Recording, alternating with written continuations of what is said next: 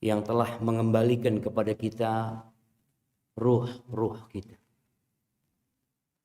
memberikan kesehatan kepada kita, dan yang lebih penting dari itu, Allah memberikan izin kepada kita untuk mengingatnya. Kita dapat datang ke rumah ini, melangkahkan kaki, meninggalkan kasur yang empuk demi mengingat Allah Azza wa Jalla. Allah mengatakan aqimis salata li dzikri. Dirikan salat untuk mengingatku. Dan Nabi alaihi salatu wassalam mengatakan athqalus salati 'alal munafiqin salatul isya wa salatul fajr. Salat yang paling berat bagi orang-orang munafik. Ingat, orang-orang munafik itu salat berjamaah.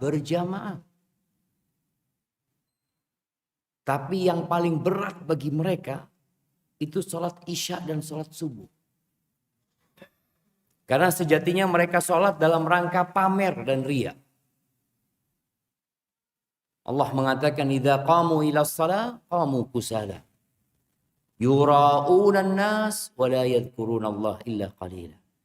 Mereka kalau bangkit untuk mendirikan salat, malas-malesan mereka. Yang mereka lakukan hanya pamer. Sedangkan salat subuh sama isya sulit mau pamer. Gelap gulita. Apalagi di masa itu. Maka kita hendaklah bersyukur kepada Allah Azza wa Jalla atas nikmat bisa salat subuh berjamaah. Nikmat bisa bangun mengingat Allah. Nikmat bisa dalam kondisi sehat. Berapa banyak kawan-kawan kita, saudara-saudara kita yang gak bisa lagi bangun dari tempat tidur. Yang gak bisa lagi sujud di tanah. Kadang-kala dia harus duduk di atas kursi. Melangkah dengan begitu beratnya dan menyakitkan lutut. Tapi Allah memberikan nikmat itu. Dan Allah mengatakan la in syakartum la azidannakum. Kalau kalian bersyukur pasti aku tambahin. Allahumma salli wa sallim ala abdika wa rasulika sayyidina wa maulana Muhammad wa ala alihi wa ashabihi ajma'in. Ya Allah, semoga salawat dan salam senantiasa Engkau curahkan untuk hamba kekasih-Mu, untuk baginda Nabi kita Muhammad alaihi salatu wassalam. Dan ingat, hari ini hari Jumat. Hari Jumat itu hari yang spesial sekali. Bahkan kata Nabi SAW, khairu yaumin tala'at fihi syams yaumul Jumat. Hari yang paling indah sepanjang masa ini, yang di situ matahari terbit, ya hari Jumat.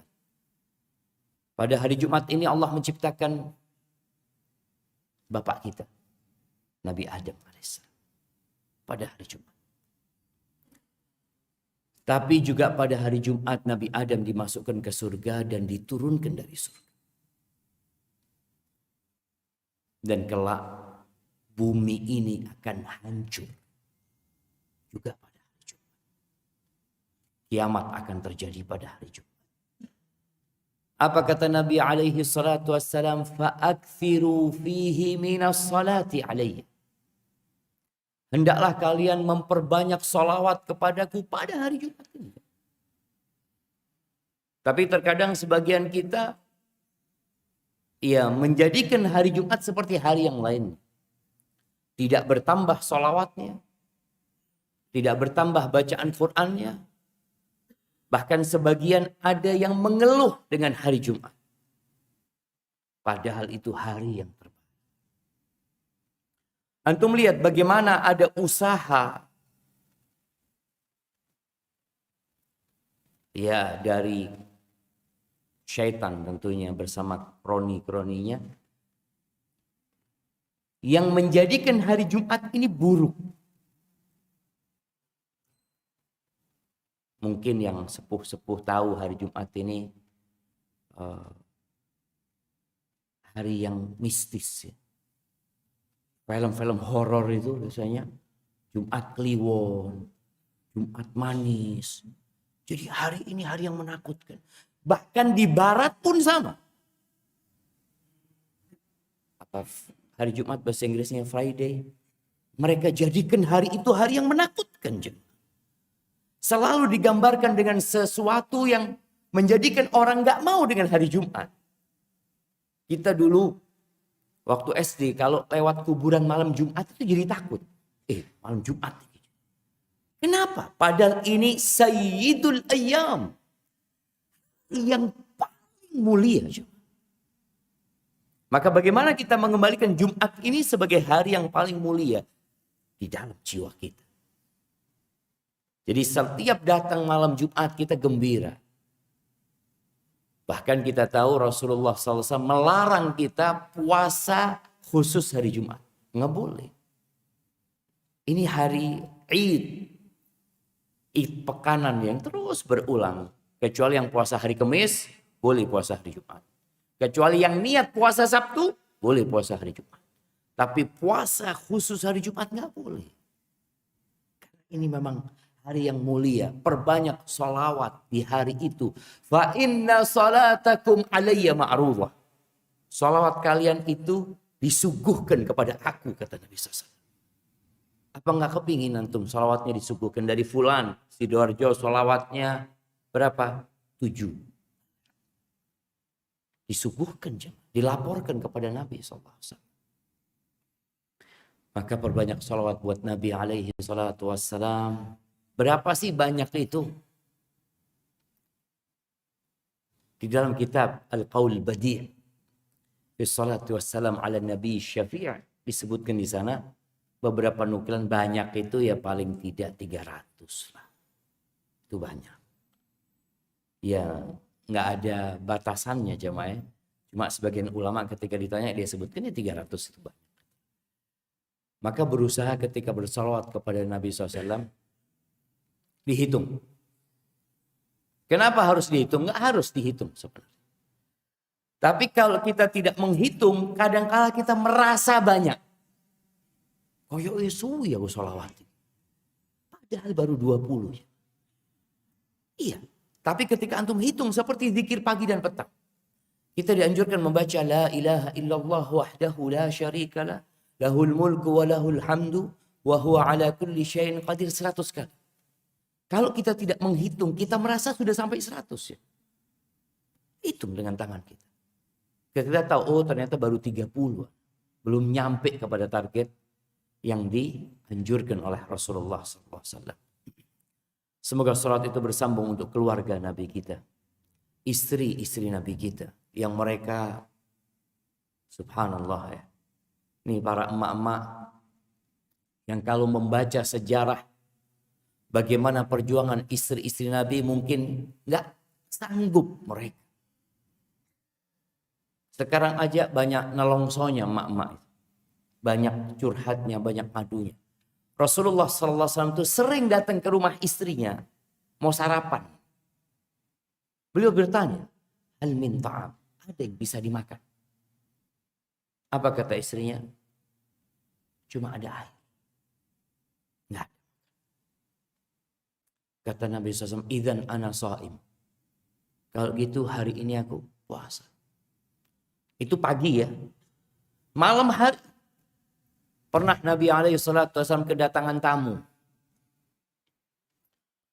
Lalu Nabi ngutus pembantunya untuk bertanya ke rumah istri-istrinya. Siapa yang punya makanan malam itu? Berangkat ke fulana, fulana, fulana. Semuanya laporan cuma punya air di rumah.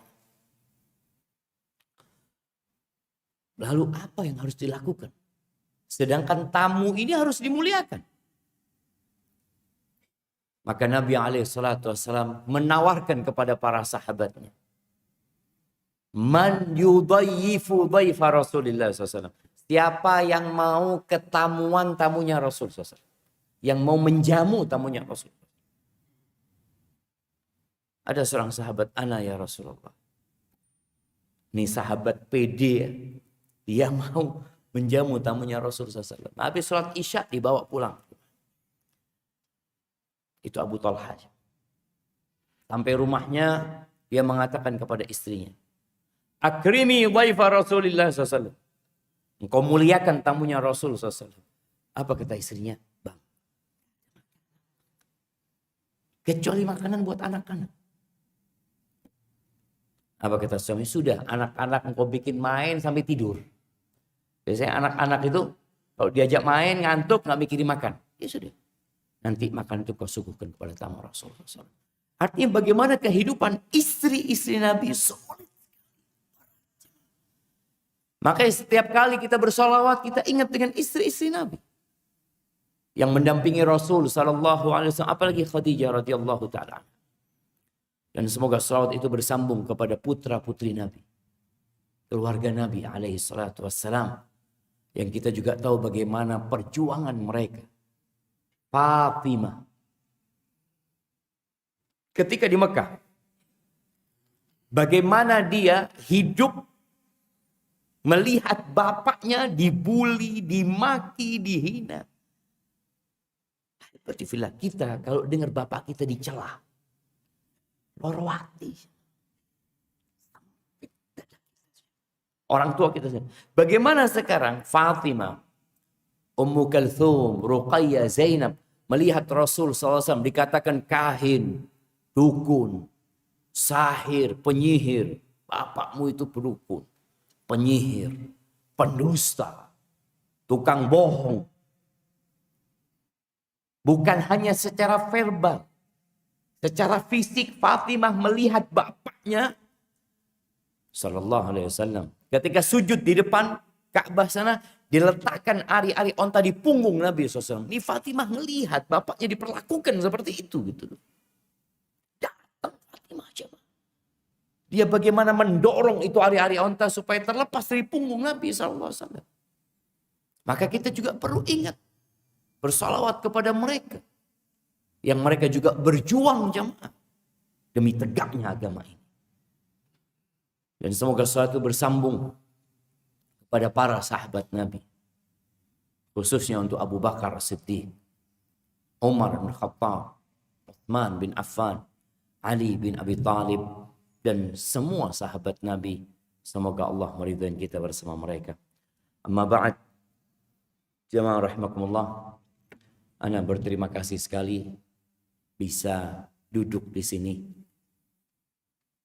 Kalau ingat Rasulullah SAW, beliau dilemparin batu ketika hendak menyampaikan kalimat-kalimat. Allahu Akbar. Dari Taif beliau diusir. Dilemparin batu seperti orang melemparin anjing.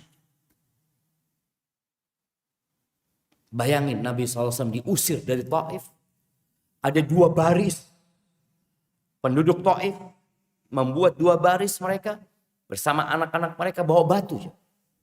Nabi berjalan di tengah mereka SAW bersama Zaid bin Harithah. Itu dilemparin batu dan Zaid berusaha menyelamatkan Nabi SAW sampai bocor kepalanya Zaid. Dan kaki Nabi berdarah-darah. Dengan kita sekarang ya dikasih tempat untuk menyampaikan kalimat-kalimat Allah. Ya tentunya beda pahala yang didapat jemaah. Idhamul jaza ma'a idhamil bala. Kata Nabi SAW, besaran pahala itu setara dengan besaran kesusahan.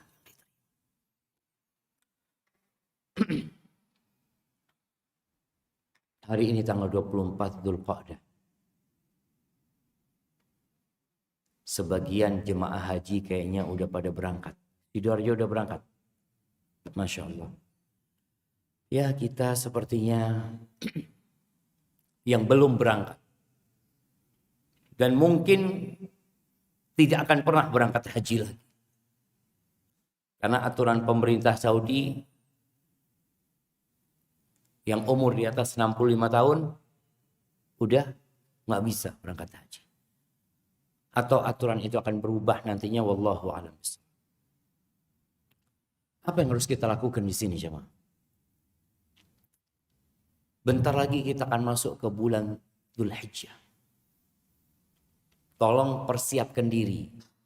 Sebagaimana jemaah haji mempersiapkan diri mereka Bahkan sebelum haji mereka sudah manasik haji. Berulang kali dilakukan manasik. Ada pemantapan manasik lagi.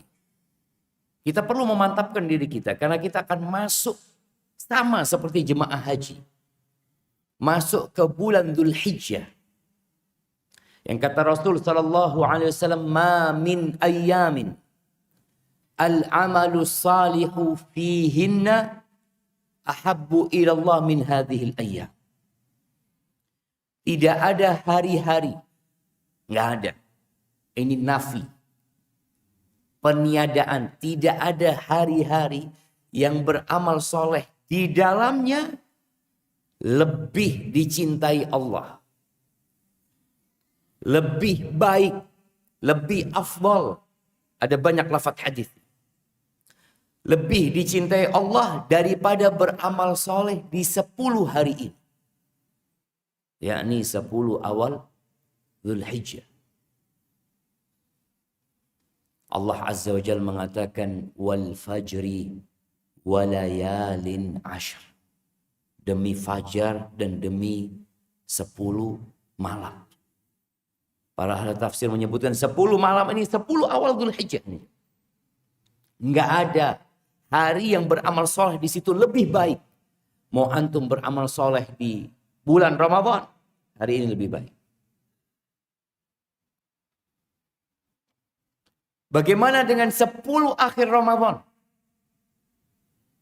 Apakah tetap lebih baik beramal di 10 awal Dzulhijjah? Ada khilaf di antara para ulama. Sebagian mengatakan lebih utama 10 awal Dzulhijjah. Karena semua amalan di 10 akhir Ramadan itu bisa dilakukan di 10 awal Dzulhijjah. Semuanya.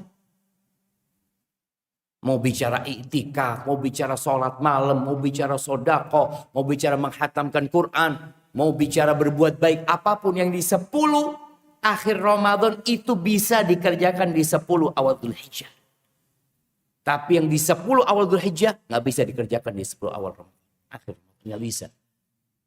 Wukuf di Arafah bisa di 10 awal akhir Ramadan, nggak bisa. Menyembelih kurban nggak bisa di situ. Di sini adanya. Walaupun sebagian mengatakan enggak. 10 akhir Ramadan malam harinya lebih baik daripada 10 awal Dzulhijjah malam harinya. Tapi kalau siang harinya lebih baik 10 awal Dzulhijjah. Karena di situ ada wukuf di Arafah tanggal 9. Tapi di 10 akhir Ramadan ada Lailatul Qadar. Itu mungkin dua pendapat yang berusaha menggabungkan. Ketika Nabi menyampaikan hal ini, bahwasanya tidak ada amal soleh yang lebih baik daripada beramal soleh di 10 awal Dzulhijjah ini, apa kata para sahabat? Walal jihadu fi sabilillah. Apakah berjuang di jalan Allah, perang, menegakkan kalimat Allah, itu juga tidak sebanding, tidak lebih baik daripada beramal di 10 awal Dzulhijjah. Kata Nabi SAW, walal jihad fi sabilillah. Jihad pun tidak bisa menandingi 10 awal Dzulhijjah. Illa rajulun. Kecuali jihad dalam satu model, satu kondisi. Seorang yang kharaja bimalihi wa nafsihi wa lam yarji' min dzalika bisyai'. Seorang yang berjihad, yang keluar ke medan perang, dia membawa jiwanya, membawa raganya, membawa hartanya, dan gak ada yang pulang ke rumah. Berarti kalau jihad masih pulang, menang, 10 awal Dzulhijjah masih lebih baik. Maka berusahalah membuat perencanaan. Mau ngapain kita di 10 awal Dzulhijjah. Tinggal 5 hari lagi atau 6 hari lagi. Jangan samakan 10 awal Dzulhijjah dengan hari-hari yang lain. Maka kita perlu promosi. Orang itu kadang-kadang perlu diingatkan kembali ya, tentang keutamaan sesuatu supaya dia tertarik. Kenapa kita lihat iklan itu terus? Ada iklan mie goreng, mie ini. Padahal dia sudah terkenal jemaah. Produk mie ini udah terkenal. Tapi sampai hari ini masih iklan. Sampai hari ini. Dan bayar besar mereka iklan. Kenapa? Iya, karena orang tuh perlu diingatkan. Dan iklan yang paling buruk yang Anda lihat iklannya rokok. Padahal sudah banyak yang ngerokok. Ya. Tapi masih diiklankan di mana-mana. Bahkan iklannya itu bagus-bagus. Videotron jemaah. Dengan gaya orang-orang yang seakan-akan sehat. Padahal pada sakit semua yang ngerokok. Tapi diiklankan jemaah. Karena manusia itu kalau nggak dipromosi, nggak dikasih promosi, nggak dikasih peringatan, dia lupa. Maka kita ingatkan. Apa yang tadi Anda sampaikan, ingatkan. Bukan Anda sampaikan. Yang Rasul SAW sampaikan. Hadis diriwayatkan Imam Bukhari, Muslim. Dan diriwayatkan oleh para muhaddithin tentang keutamaan 10 awal Dzulhijjah ini. Barakallahu fiik. Bukan itu yang ingin Anda sampaikan. Itu baru muqaddimah. Anak katanya dikasih waktu sampai syuruk. Nggak apa-apa jemaah ya. Ahibati fillah. Ada sebuah hadis yang diriwayatkan oleh Imam Tirmidzi dari Abdullah bin Mas'ud radhiyallahu taala anhu. Yang ana rasa hadis ini perlu kita tanamkan di dalam jiwa kita. Karena kita punya banyak masalah dalam kehidupan ini. Semua yang hadir di masjid ini punya masalah. Karena Allah sudah menetapkan kehidupan ini adalah ujian dan bala. Tapi bentuk bala yang kita terima beda-beda. Ada yang tadi malam nggak bisa tidur. Karena sakit punggungnya. Ada yang nggak bisa tidur. Karena harus bayar utang. Ada yang nggak bisa tidur. Karena istrinya ribut atau karena anaknya sakit, menangis. Ada banyak lah masalah dalam kehidupan ini. Bagaimana cara kita menghadapi masalah itu? Bala yang sudah Allah tetapkan akan bersama kita sampai kita mati. Kata Nabi SAW, Man nazalat bihi faqah fa anzalaha bin nas. Barang siapa yang turun kepadanya satu kesulitan, satu hal yang menyempitkan dadanya, yang membuat dia susah hidupnya, fa anzalaha bin nas, lalu masalahnya dia sandarkan kepada manusia. Yang ada dalam benak dia cari solusi dari manusia. Oh fulan mungkin. Fulan yang bisa bantu anak. Yang ada dalam benak dia hanya makhluk. Lam tusadda faqatu. Kata Nabi SAW, urusannya nggak akan selesai. Ketika dia sandarkan kepada manusia, bersandar namanya, menggantungkannya kepada makhluk, maka kesulitan yang dia hadapi nggak akan selesai. Boleh jadi mungkin secara pandangan, oh selesai gitu loh. Tapi akan ada masalah lagi buat engkau. Karena manusia ini hanya bisa menyelesaikan urusanmu yang sekarang. Besok datang lagi masalah. Lusa datang lagi masalah. Sampai kapan engkau akan bersandar kepada manusia? Ini selesai urusannya. Wa man nazalat bihi faqah fa anzalaha billah. Barang siapa yang datang kepadanya masalah lalu dia sandarkan kepada Allah Azza wa Jalla. Dia gantungkan kepada pencipta langit dan bumi ini. Yushikullah bihi. Allah akan hampir saja memberikan solusi kepada dia. Birizqin ajilin au ajil. Dengan rezeki yang segera atau tertunda. Artinya masalahnya selesai. Ketika kita gantungkan kepada Allah Azza wa Jalla, selesai masalahnya. Tapi ternyata banyak di antara kita yang kurang yakin sama Allah. Kita masih sering mendengarkan curhatan manusia kepada kita. Datang, mengeluh. Saya punya masalah ini, itu. Dia cerita berbagai. Nggak ada masalah. Kalau kita bicara mencari solusi. Tapi kita yang mendengar curhatan itu. Ingat dengan hadis tadi. Kita perlu mengingatkan orang-orang yang curhat ini dengan hadis Abdullah bin Mas'ud tadi. Bahwasanya engkau kalau bersandar kepada manusia. Engkau masih bergantung kepada fulan. Saya punya kenalan. Atau seorang yang sakit mengatakan, oh saya punya kenalan dokter, bagus dokternya. Masya Allah. Selesai. Orang kalau ke sana biasanya selesai, sembuh sudah. Jangan. Kita sampaikan kepada orang ini, engkau bergantung sama Allah. Semuanya hanya sebab. Fulan sebab. Dokter sebab. Usaha sebab. Semuanya hanya sebab. Kalau Allah Azza wa Jalla tidak membantu, wallah engkau minum obat setahun pun gak akan sembuh. Engkau berpindah dari satu dokter ke dokter selanjutnya. Dari satu rumah sakit ke rumah sakit selanjutnya. Engkau pergi ke rumah sakit yang ada di luar Indonesia. Ingat semuanya hanya sebab. Kita gak boleh bergantung kepada sebab. Kita menjalankan sebab itu tapi hati kita bergantung kepada Allah Azza wa Jalla. Seperti seorang yang di PHK kemudian dia berpikir, Anda mau kerja di mana? Ya udah engkau ngelamar kerja. Tapi ingat hatimu sama Allah.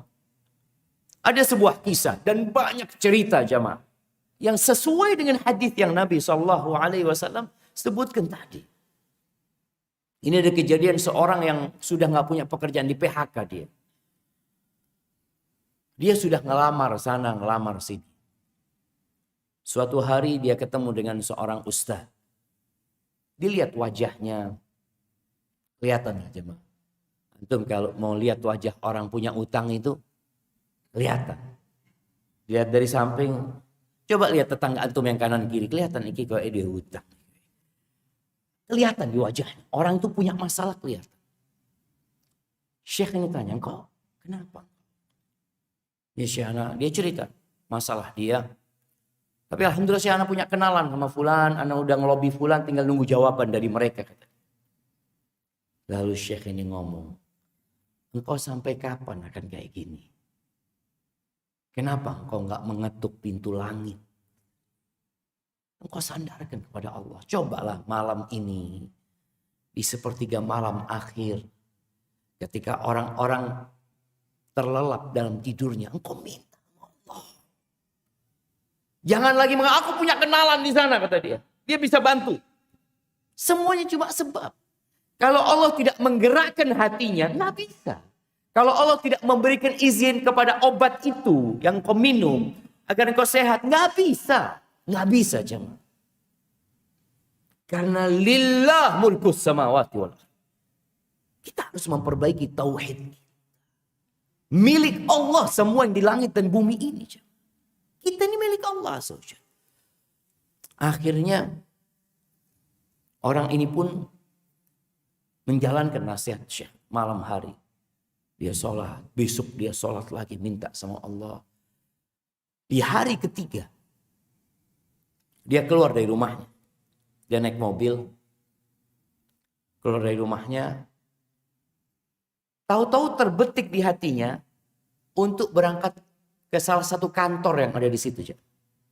Dekat sama rumahnya. Yang selama ini dia tidak pernah berpikir untuk melamar kerja di tempat ini. Kenapa dia tidak berpikir untuk melamar kerja di tempat itu? Karena dia nggak punya kenalan. Dia berpikir kalau nggak punya lobby ini itu nggak bisa, nggak mungkin diterima. Tuh. Maka dia akhirnya bersandar sama manusia. Dia mencari tempat-tempat kerja yang dia punya kenalan. Hatinya bergantung sama siapa? Sama kenalan dia. Hari itu dia cerita, kok cobalah anak tak mampir ke kantor ini. Mungkin ada kerjaan di situ. Akhirnya dia mampir, nggak kenal satu orang pun di tempat itu. Masuk ke kantor itu ada berapa lantai, ke tempat resepsionisnya, ke tempat informasi di sana. Dia tanya, Mas, mohon maaf ya, apa ada lowongan kerja di sini?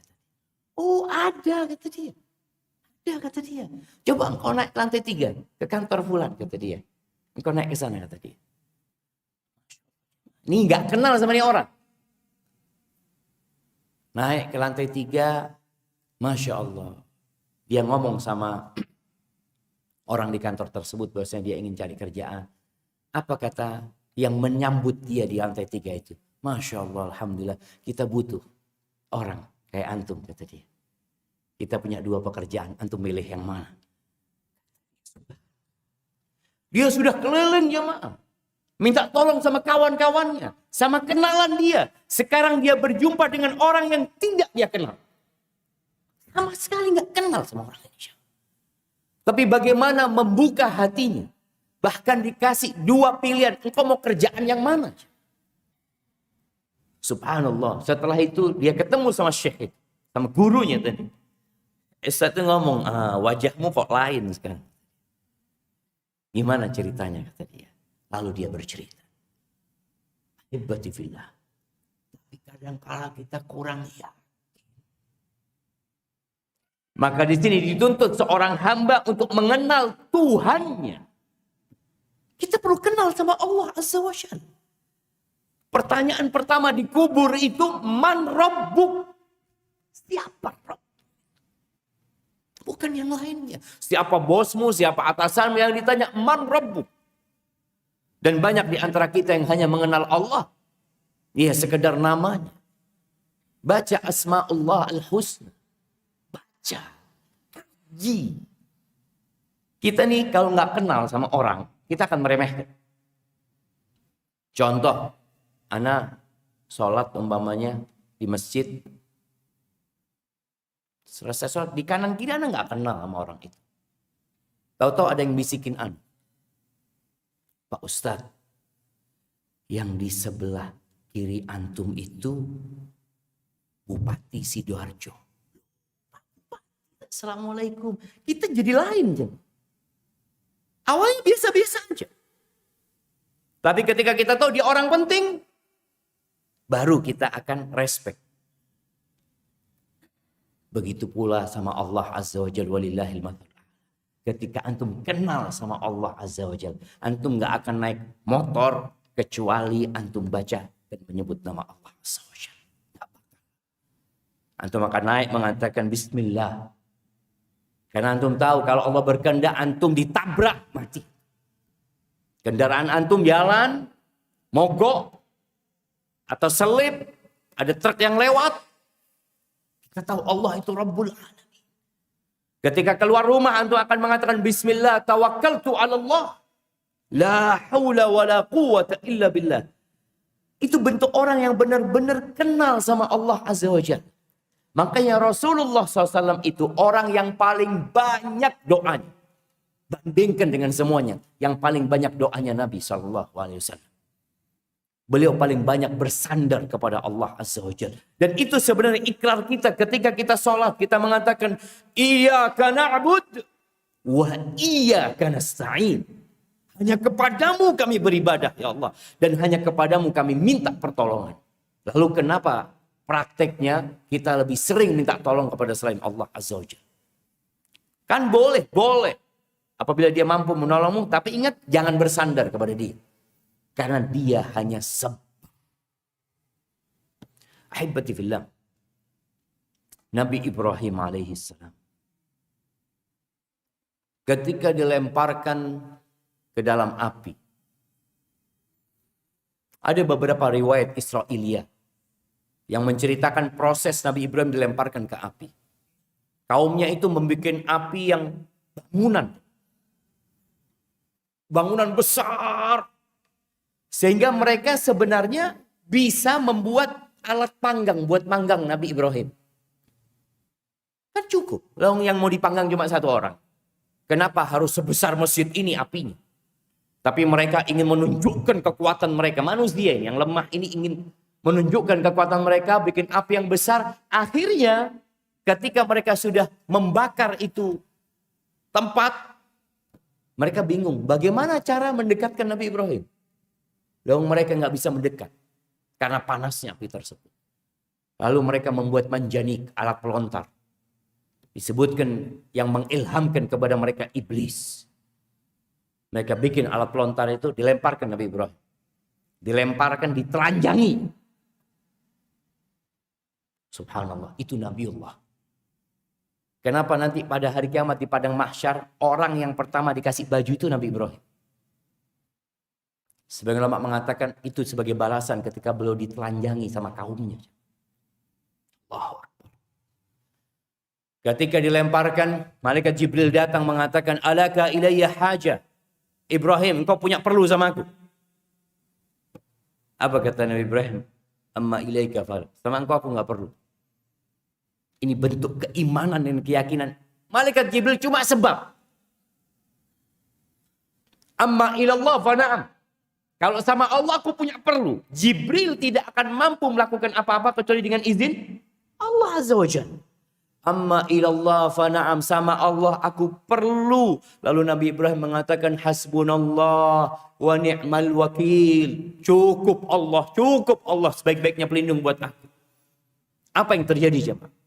Supaya kita tahu Allah itu bisa berbuat apa yang dia kehendaki. Nggak perlu kita mikir, nalar kita bagaimana nanti solusinya ya. Kira-kira seperti ini. Udah urusannya Allah Azza wa Jalla. Dan itu yang lakukan Nabi Ibrahim. Hasbunallah wa ni'mal wakil. Allah tidak menurunkan hujan untuk mematikan itu api. Enggak, api itu tidak dimatikan. Allah tidak menurunkan salju, wala angin yang memindah itu api. Tetap api seperti itu.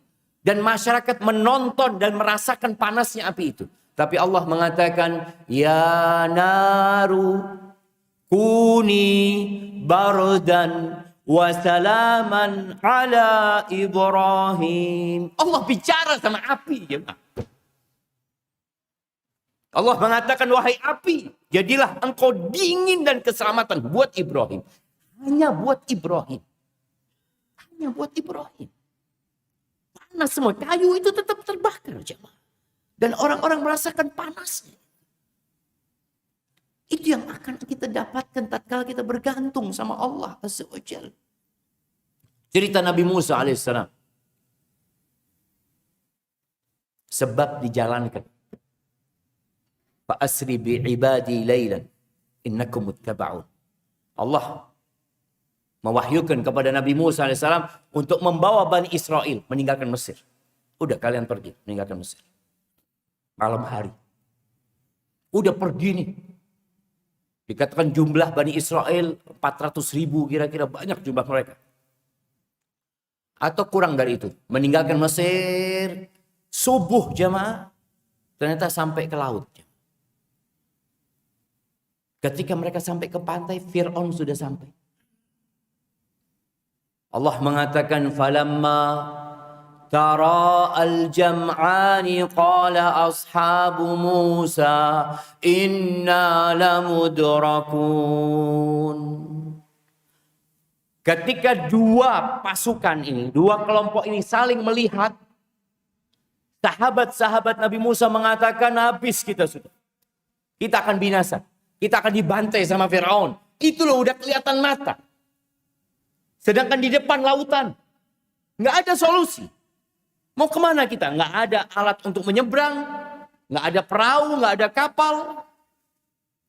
Mereka langsung down jiwa mereka. Melihat kondisi itu. Berbeda dengan Nabi Musa alaihissalam. Apa kata Nabi Musa? Kalla. Inna ma'iya rabbi. Sayahdi. Nggak mungkin. Nggak mungkin kita dibinasakan. Kita udah jalankan perintah Allah nih. Sesungguhnya bersamaku ada Tuhanku. Dia akan memberikan petunjuk. Yakin. Dan dikasih solusi yang tidak pernah ada dalam akal manusia. Itu lautan terbelah, jemaah. Yang nggak mungkin terbelah. Terbelah itu lautan. Maka di sini tatkala kita kenal sama Allah Azza wa Jalla, urusannya selesai. Kita akan tenang, damai. Sudah serahkan sama Allah gitu loh. Iya Ustaz. Kalau ngomong enak. Prakteknya Ustaz. Ya. Kalau prakteknya berat, berarti memang kita belum kenal sama Allah Subhanahu wa taala. Allah mengatakan fa inna ma'al usri yusra. Inna ma'al usri yusra. Allah yang mengatakan itu. Sesungguhnya bersama kesulitan itu ada kemudahan. Tahu namanya bersama aja, bareng aja. Ketika antum dalam kesulitan, oh bentar lagi selesai.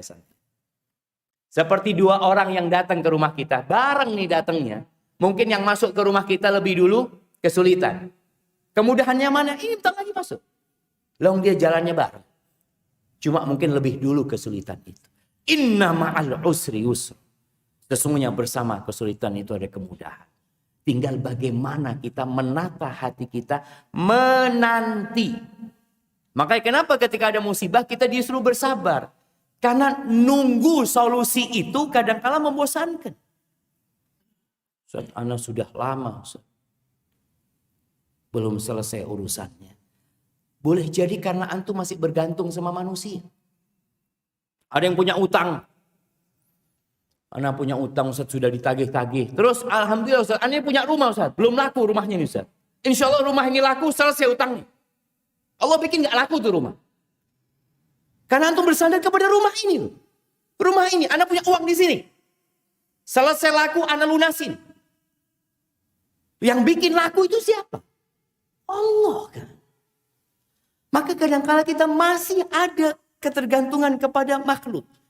Kita lihat dokter tuh. Bagaimana dokter itu angkat tangan. Supaya pasiennya ini nggak bersandar kepada dokter.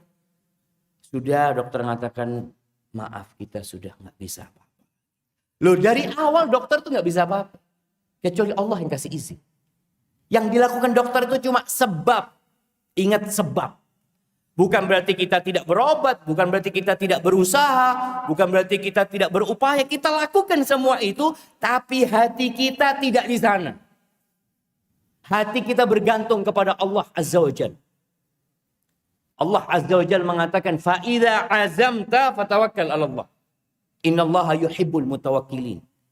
Kalau engkau sudah berazam, bertekad, ya sudah serahkan sama Allah Azza wa Jalla. Allah cinta kepada orang-orang yang bertawakal. Ingat, tawakal ini bukan amalan raga. Kadangkala ada yang berusaha untuk menabrakkan antara tawakal dengan usaha. Enggak, tawakal ini amalan hati. Bukan amalan fisik. Makanya ketika Nabi SAW memberikan contoh, "Lau annakum tawakkaluna 'ala Allah haqqa tawakkulihi." Kalau kalian bertawakal kepada Allah dengan sebenar-benarnya tawakal, la razaqakum kama yarzuqut tayr. Allah akan memberikan rizki kepada kalian seperti Allah memberikan rizki kepada burung. Bagaimana burung itu? Taghdu khimasan wa taruhu bitanan. Burung itu keluar dari sarangnya dalam kondisi lapar aja. Keluar dia. Usaha, ini fisiknya burung itu usaha. Pulang kenyang. Pernah lihat burung punya kulkas? Karena dilihat ini kayaknya mau musim hujan ini ya. Nggak ada kulkas. Walau ada mungkin dia ambil padi ya. Kemudian ditaruh disimpan. Ini untuk apa? Untuk persiapan nanti buat anak-anaknya. Atau ketika burung itu telur ya. Dilihat telurnya ada 4 ya. Insya Allah ini anaknya 4. Berarti anak harus ya cari usaha yang lebih kenceng lagi. Nggak ada. Nabi SAW tidak memberikan contoh seperti semut. Semut masih menyimpan makanan. Masih dia. Tapi burung nggak ada. Antum melihat burung menyimpan makanan nggak ada. Kalau kita bertawakal dengan sebenar-benarnya tawakal, seperti itu akan dikasih rezeki sama Allah Azza wa Jalla. Ingat, tawakal itu amalan hati. Arti tawakal itu atiqatu billah wal i'timad alaih. Yakin sama Allah dan menyandarkan kepada Allah Azza wa Jalla. Itu hati. Sedangkan fisik kita, ya usaha. Nabi SAW ketika sakit berhijamah. Nabi SAW. Bicara pekerjaan para sahabat disuruh bekerja. Disuruh nyari kayu sama Nabi SAW. Alhamdulillah. Bagaimana cara kita mengenal Allah sekarang lebih dalam? Yang pertama dengan asma Allah al-husna tadi. Tolong dibaca.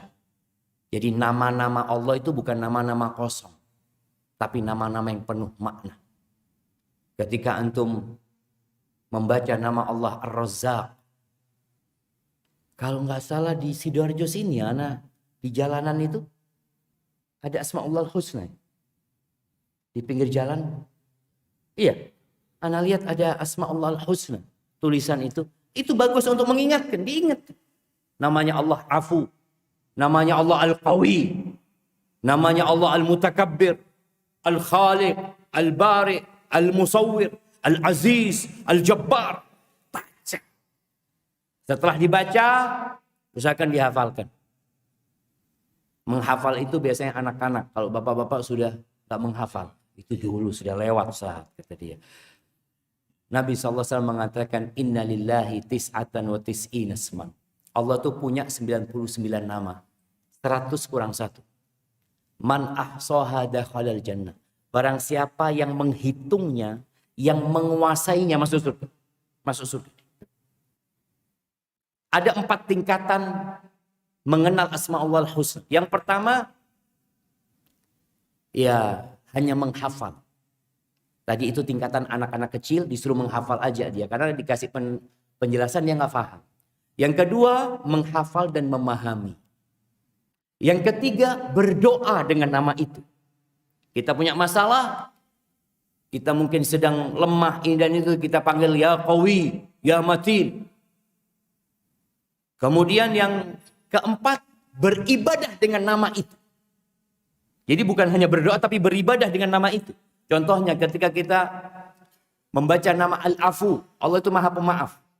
Antum kalau ada orang minta maaf, maafkan. Antum kalau malam hari doanya, Allahumma innaka afun, tuhibbul afwa, fa'fu anni. Ya Allah, sesungguhnya Engkau Maha Pemaaf, Engkau cinta dengan maaf, maafkan aku. Kok pagi hari ada orang minta maaf sama antum, antum katakan tiada maaf. Loh, apa tadi malam antum Allahumma innaka afun? Itu beribadah dengan nama itu.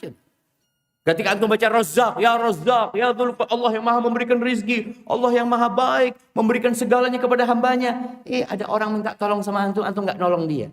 Terus gimana antum beribadah dengan nama-nama itu? Itu. Tolong Asma'ul Husna itu dikaji, dibahas, kemudian berdoa dengan nama itu dan beribadah. Kemudian cara lain mengenal Allah Azza wa Jalla adalah dengan membaca Al-Quranul Karim. Quran ini surat cinta dari Allah kepada hamba. Antum baca.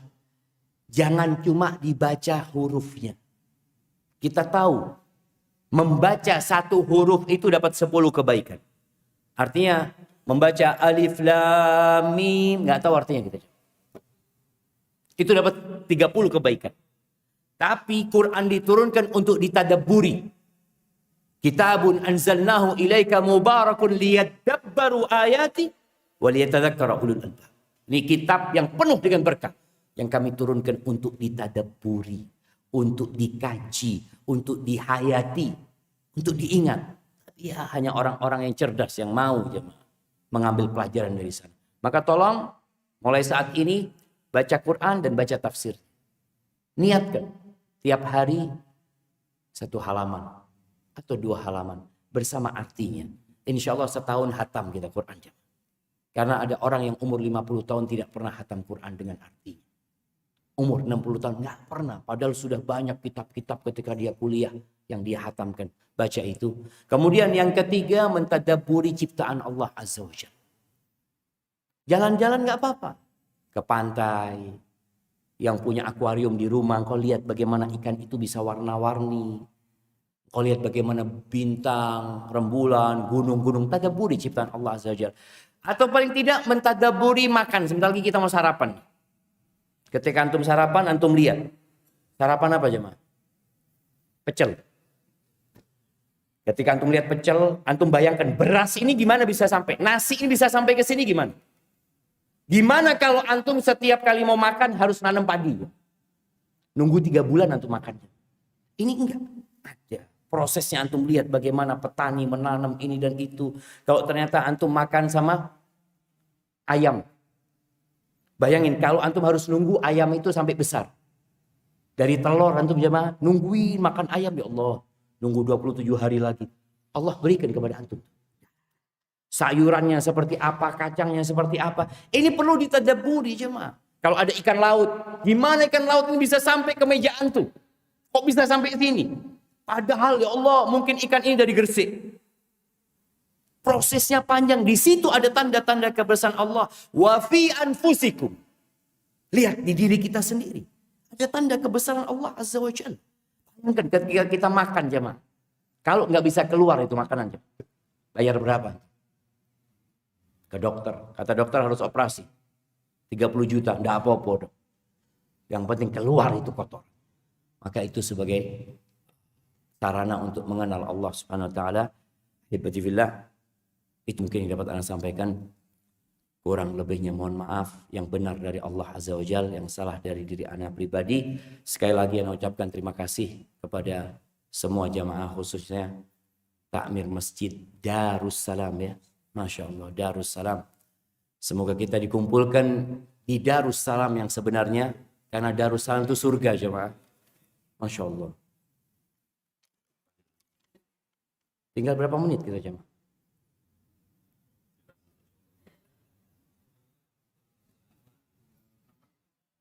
6 menit.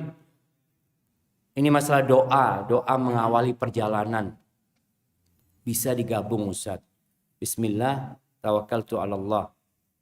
Subhanallah, subhanalladzi sakhkhara lana hadza wa ma kunna lahu muqrinin. Ya jemaah, tadi ana sampaikan bahwasanya orang yang paling banyak berdoa itu Nabi kita Muhammad SAW. Antum lihat semua aktivitas Rasulullah SAW itu dengan bergantung semua. Dimulai dengan nama Allah. Doa ini ada doa keluar rumah, ada doa naik kendaraan, ada doa safar. Doa dalam perjalanan, beda-beda. Doa keluar rumah, bismillahi, tawakkaltu 'ala Allah, la haula wa la quwata illa billah. Ada doa satu lagi. Ini hadis Ummu Salamah.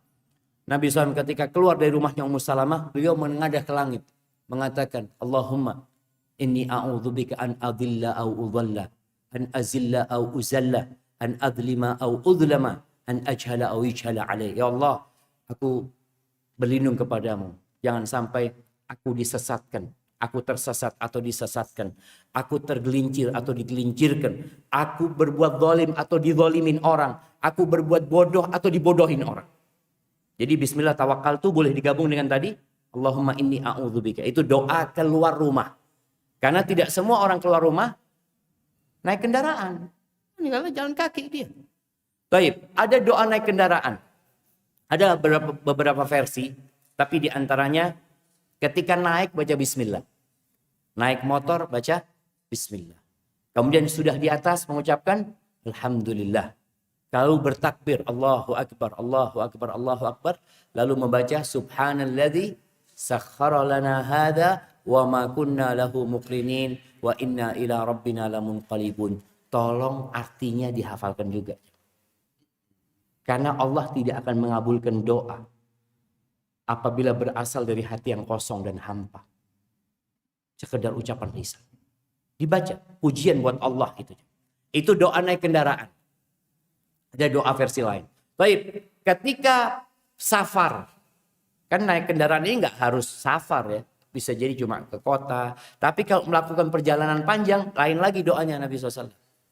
Nabi berdoa, Allahumma inna nas'aluka fi safarina hadha albirra wa taqwa wa minal amali ma tarda. Allahumma hawwin alaina safarana hadha watwi anna bu'da. Allahumma innaka sahibu fis safar wal khalifatu fil ahl. Allahumma inna na'udzubika min wa'tha'is safar. Sampai akhir doa safar.